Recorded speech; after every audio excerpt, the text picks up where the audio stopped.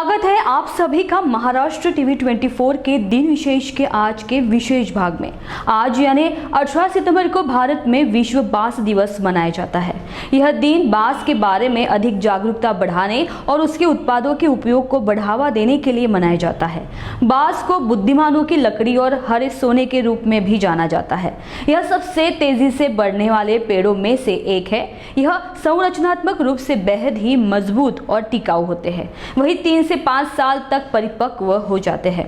कलाकृतियों में भी इसका उपयोग किया जाता है। आइए जानते हैं विश्व बांस दिवस के इतिहास और उसके उपयोग के बारे में दिन विशेष के इस विशेष भाग में। विश्व बांस दिवस आधिकारिक तौर पर 18 सितंबर को बैंकॉक में आयोजित 8वीं विश्व बांस कांग्रेस में स्थापित किया गया था और थाई रॉयल वन विभाग द्वारा घोषित किया गया था। बांस के लाभों के बारे में जागरूकता बढ़ाने और रोजमर्रा के उत्पादों में इसके उपयोग को बढ़ावा देने के लिए दुनिया भर के लोग और व्यवसायी इस दिन को मनाते हैं। प्रत्येक वर्ष इस दिन इसके उत्सव में बांस रोपण समारोह, दौड़, विभिन्न प्रतियोगिता और दुनिया भर के अन्य प्रकार के उत्सव शामिल होते हैं। आइए जानते हैं भारत में कौन से राज्य इसकी खेती ज्यादा करते हैं।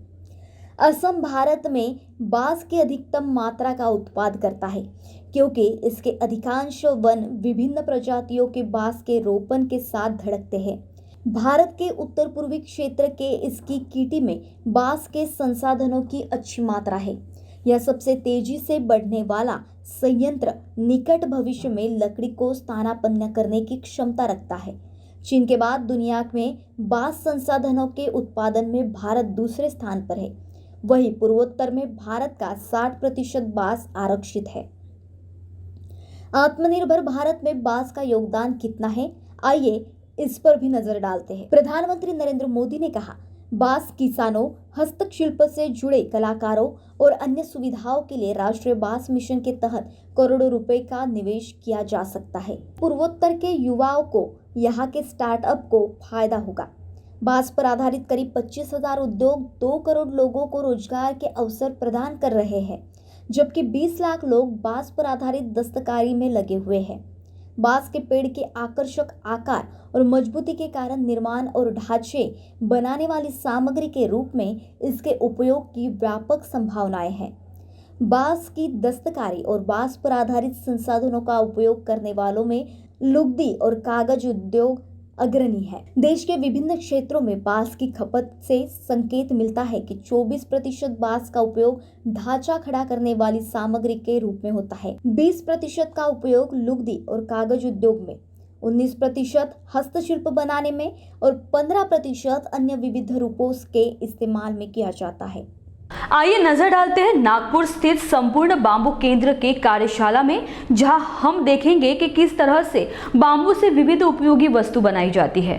यहां के संस्था कार्यकारिणी अध्यक्षा डॉक्टर निरुपमा देशपांडे ने हमें बताया कि किस तरह वह अपने कार्यशाला में बांबू से अलग अलग उपयोगी वस्तुएं बनाती है। यहाँ की कार्यशाला में उनके साथ विद्यार्थी और बाकी सदस्य मिलकर इस काम को अंजाम देते हैं। आइए सुनते हैं क्या कहा अध्यक्षा डॉक्टर निरुपमा देशपांडे ने।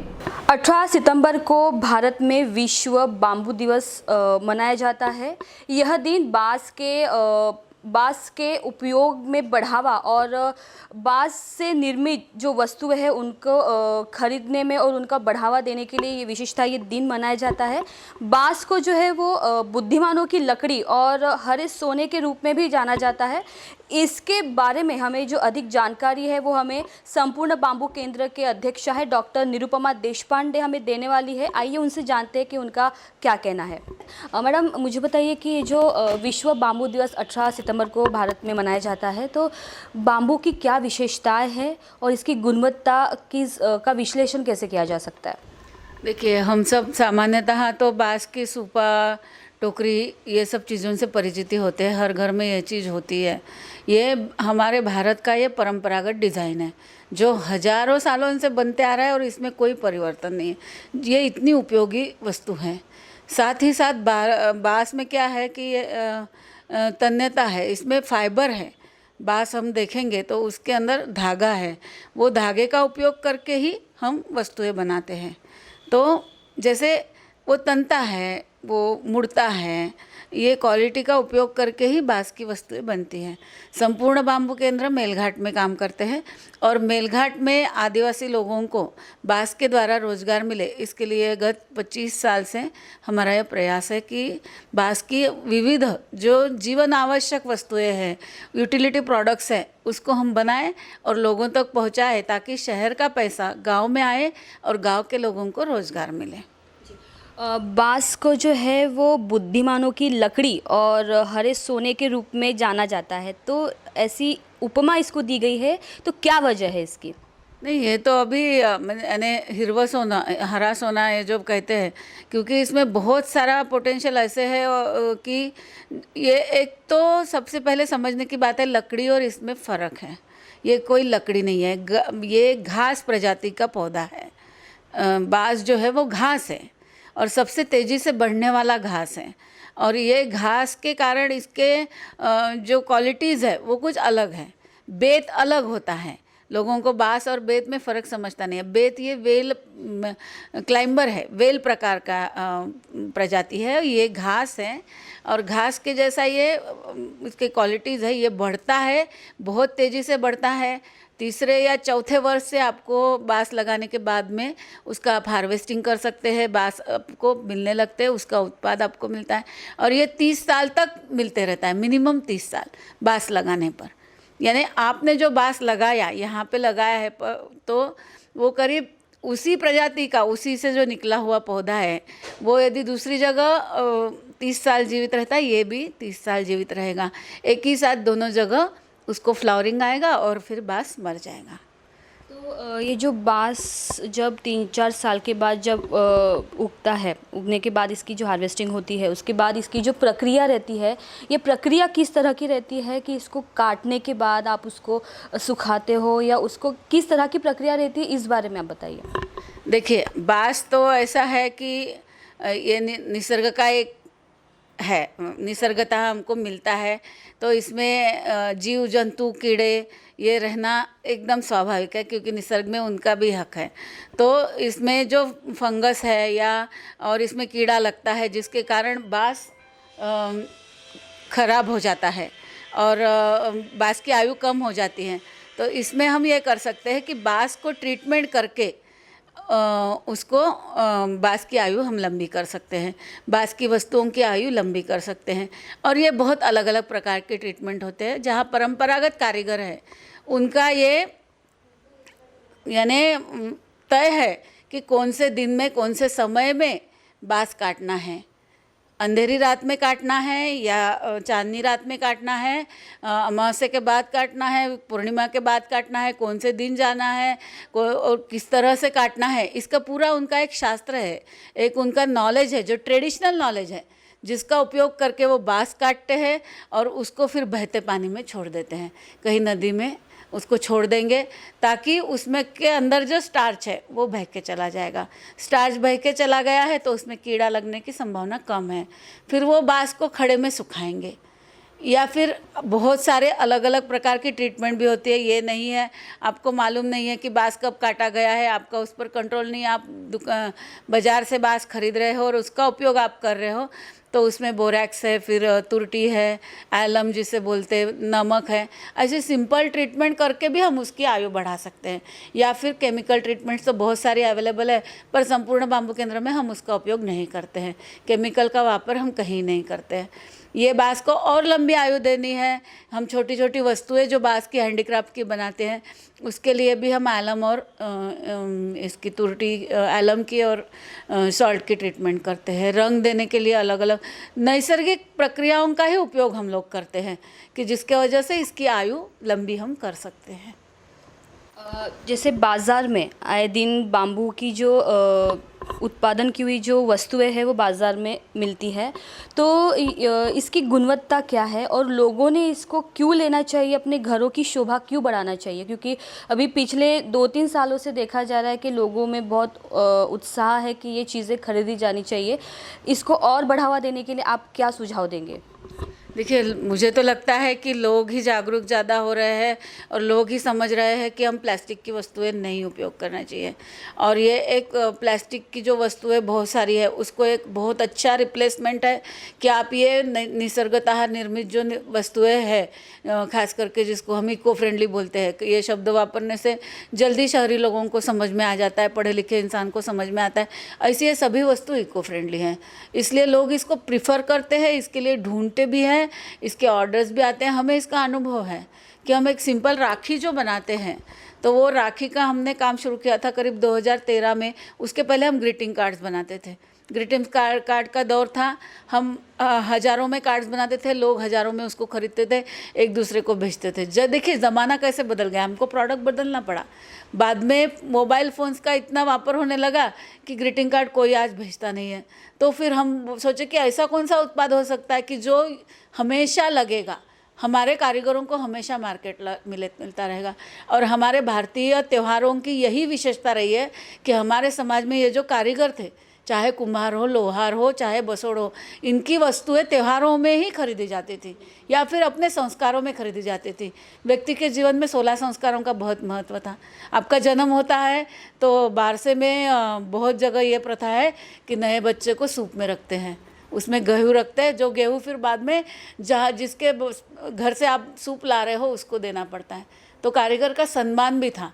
अभी हमारी जीवन शैली बदल गई है, हमने नई नई चीज़ें अडॉप्ट की है, तो हमें त्योहारों को भी नए तरीके से करने का सोचना पड़ेगा।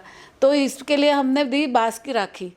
तो बांस की राखी ये इको फ्रेंडली राखी है, ये बहुत बिकती है शहर में, बाहर देशों में, विदेश में ऑनलाइन भी बेचते हैं हम। हमारे बहुत सारे ऐसे बल्क में परचेस करने वाले ग्राहक हैं जो खुद खरीदते और ऑनलाइन खुद बेचते, खुद पैसा कमाते।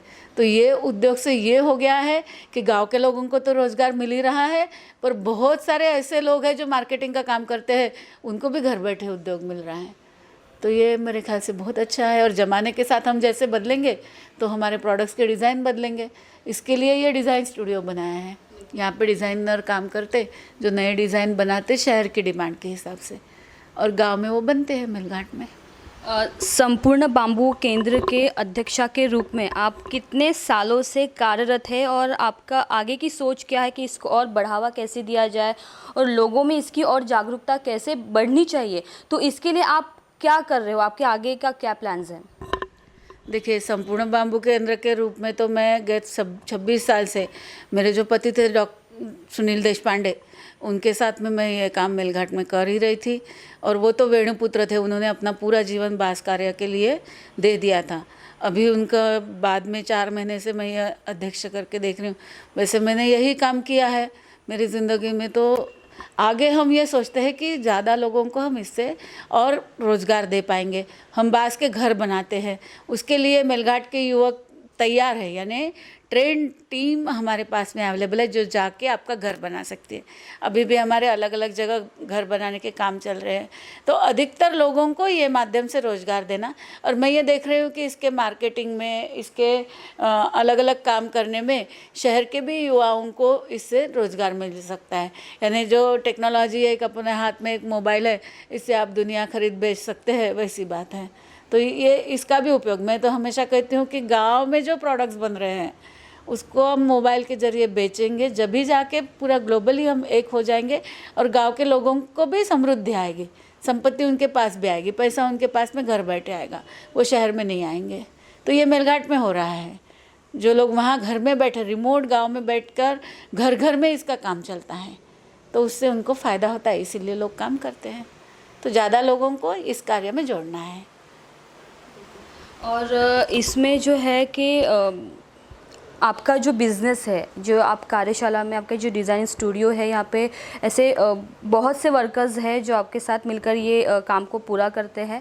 तो ये जो प्रोडक्ट्स जब बनते हैं तो इसके बाद आपकी आगे की प्रोसेस क्या रहती है? आप इसको किसी रिटेलर शॉप में आप देते हो, या आपका ऐसा कोई ऐसा है जो बाम्बू के ऐसे जगह पे जाके उसको बेचे, ताकि उसको आपको ऑर्डर्स कैसे आते हैं? और ये ऑर्डर्स जो है वो महाराष्ट्र के अलावा और कई राज्यों से आते हैं, अब्रॉड में जाते हैं, और ये प्रोसेस कैसी रहती है?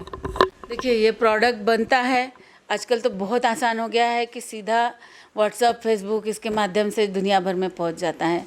पर हमारे 3 रिटेल शॉप भी है। एक हम जहाँ काम करते हैं वहाँ पे है, लवादा में है, फिर नागपुर में है और पूना में है जहाँ से माल बिकता है। फिर बहुत सारे ऐसे वॉलेंटियर्स, और मैंने कहा कि जो कुछ लोग बिज़नेस करने वाले हैं और ज़्यादा करके वॉलेंटियर्स है कि जो ये काम को सपोर्ट करना चाहते हैं वो भी इस माल को बेचते हैं।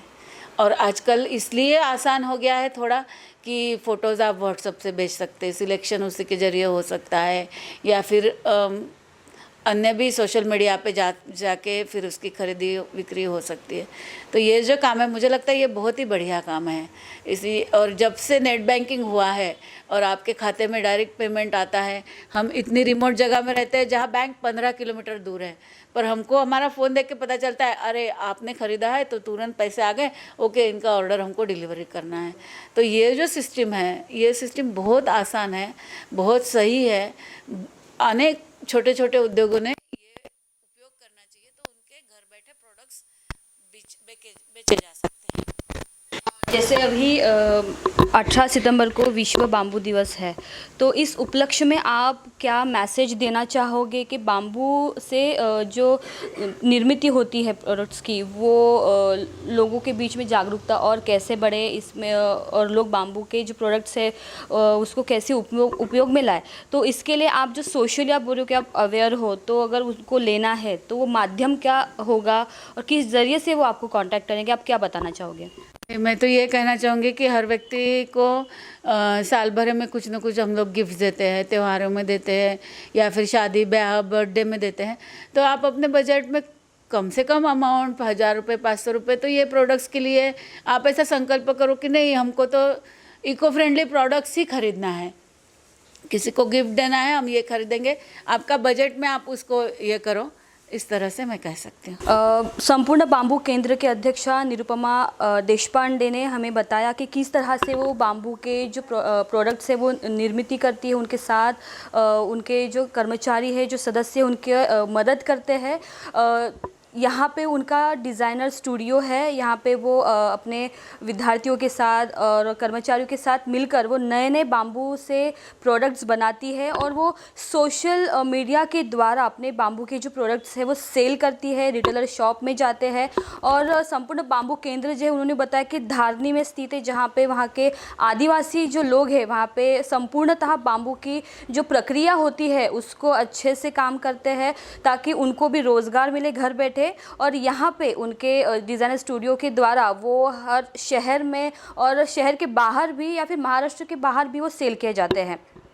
कैमरा पर्सन दिनेश सातपुते के साथ में रिंकू पांतावने, महाराष्ट्र टीवी 24 नागपुर। बांस से क्या क्या बनता है जो उपयोगी है? बांस से घर का निर्माण किया जाता है, यह लोगों के छत बनाने में काम आता है। इससे बोतलें बनाई जाती है, साथ ही यह कंस्ट्रक्शन के काम में भी आता है। बांस से घरों के लिए फर्नीचर बना सकते हैं, इससे हैंडीक्राफ्ट और ज्वेलरी भी बनाई जाती है। बाम्बू से अब साइकिल का निर्माण किया जा रहा है। वही भारत में केवल दीपावली में 2 करोड़ का बाम्बू गिफ्ट पैकेट का आयात किया जाता है। यह चीन व वियतनाम से आता है। सरकार की योजना है कि बांस से बने उत्पादों का आयात नहीं हो बल्कि भारत से इसका निर्यात किया जाए। विश्व बांस संगठन का उद्देश्य प्राकृतिक संसाधनों एवं पर्यावरण की रक्षा के लिए स्थायी उपयोग सुनिश्चित करने हेतु दुनिया भर के क्षेत्रों में नए उद्योगों के लिए बांस की खेती को बढ़ावा देना है। साथ ही सामुदायिक आर्थिक विकास के लिए स्थानीय रूप से पारंपरिक उपयोगों को बढ़ावा देना है। आशा करते हैं कि आपको विश्व बांस दिवस के महत्व और उसके उत्पादनों के उपयोग के बारे में इस दिन विशेष के कार्यक्रम के माध्यम से जानकारी मिली होगी।